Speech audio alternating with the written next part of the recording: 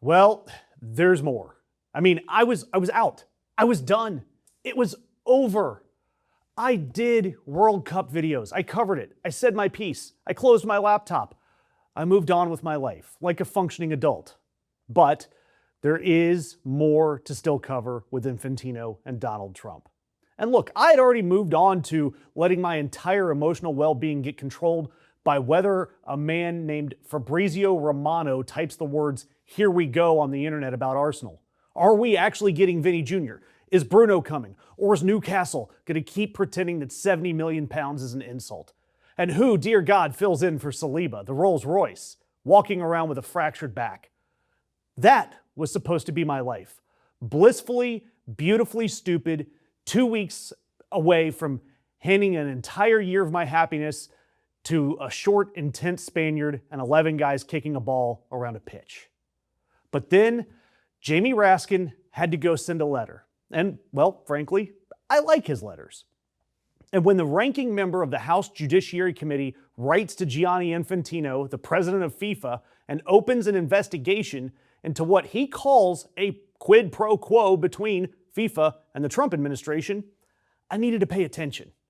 Because Raskin wants documents. He wants the communications. He wants records of gifts, payments, or any benefit that went to Donald Trump or anyone in his orbit. And the best part, he wants Infantino to sit down for a transcribed interview. Raskin said, quote, "It is time to pull a red card on FIFA's corruption," as if he's David Caruso right before his Horatio Kane slides on his glasses as the CSI Miami theme song kicks in. But look, let's go over kind of the state of play right now. FIFA leased an office in Trump Tower at a massively inflated price, but that office largely sits vacant.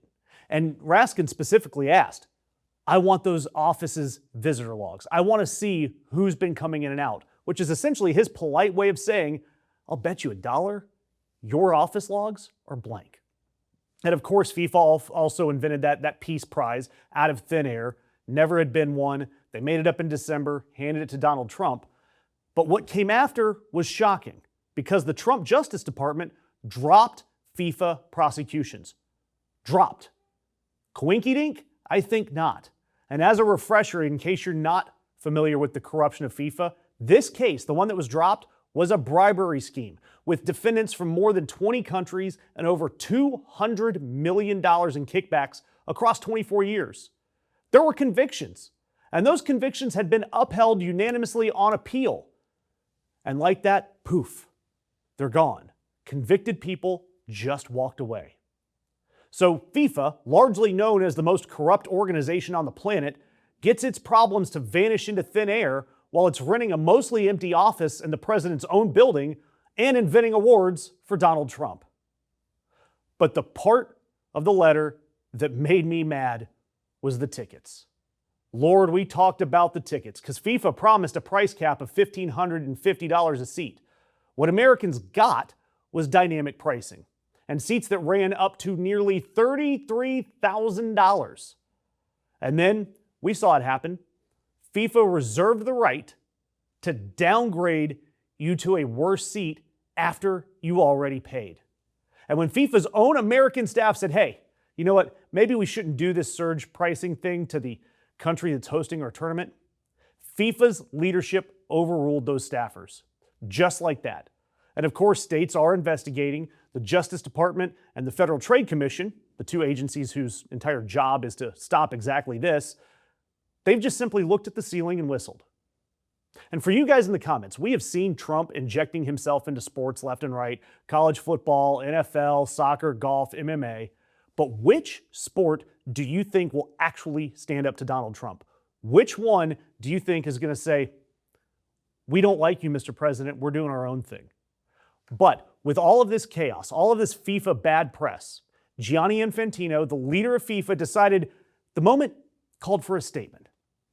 Okay, look, I maybe would have done a press conference, maybe released some documents that refute all these claims, even maybe explain why a red card got rescinded after the president made a phone call.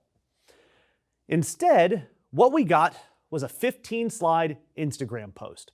900 words, looking more like a wellness influencer that misidentified the berries in their latest smoothie recipe. And it is a public relations masterclass in what not to say. That is, if Infantino cared at all about relating to the public. He told critics they were spreading hate and false rumors.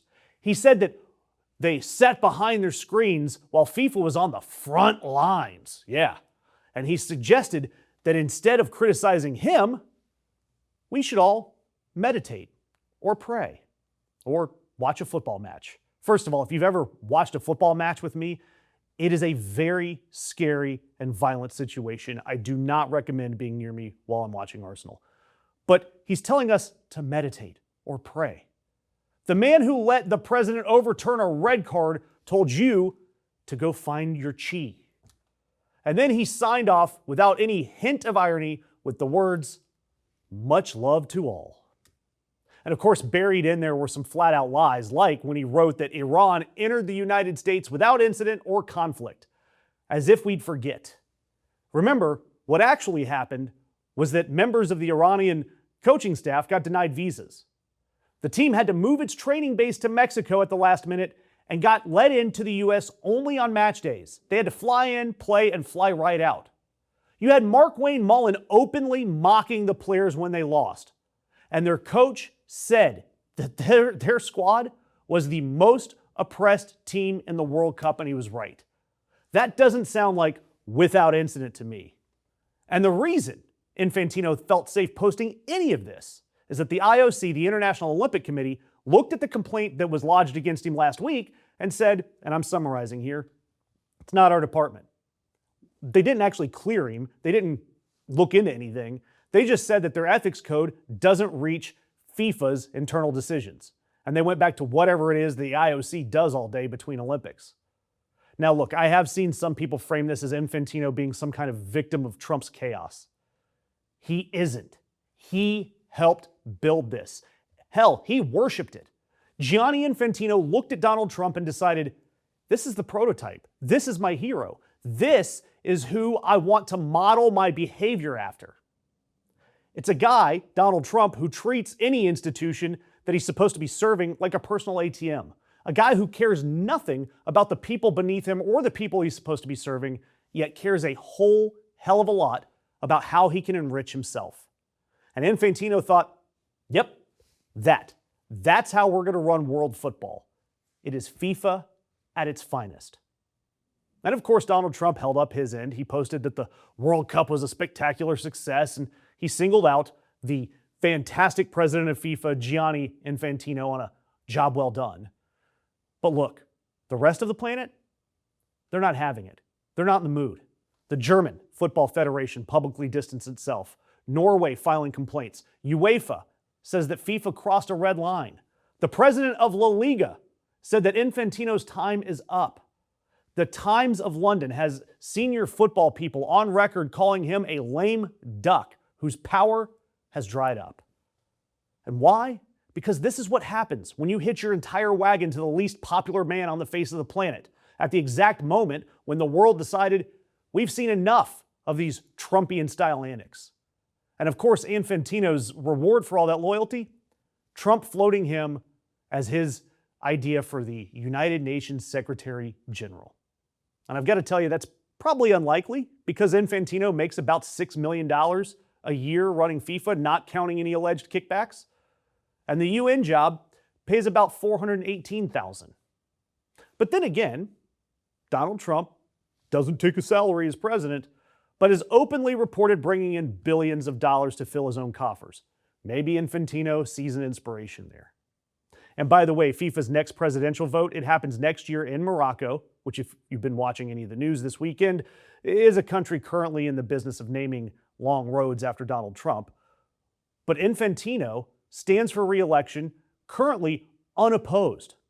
He's weakened, he's isolated, he's now under U.S. congressional investigation, among others. Hell, maybe he could share a cell with Donald Trump. Or, you know what, who am I kidding? The two of them, they're just going to make even more money, aren't they? And that's why I'm going to ask you to subscribe, because look, Frankly, if I have to get pulled away from Arsenal coverage to deal with another Gianni Infantino scandal, I need folks like you to share in my misery and anger.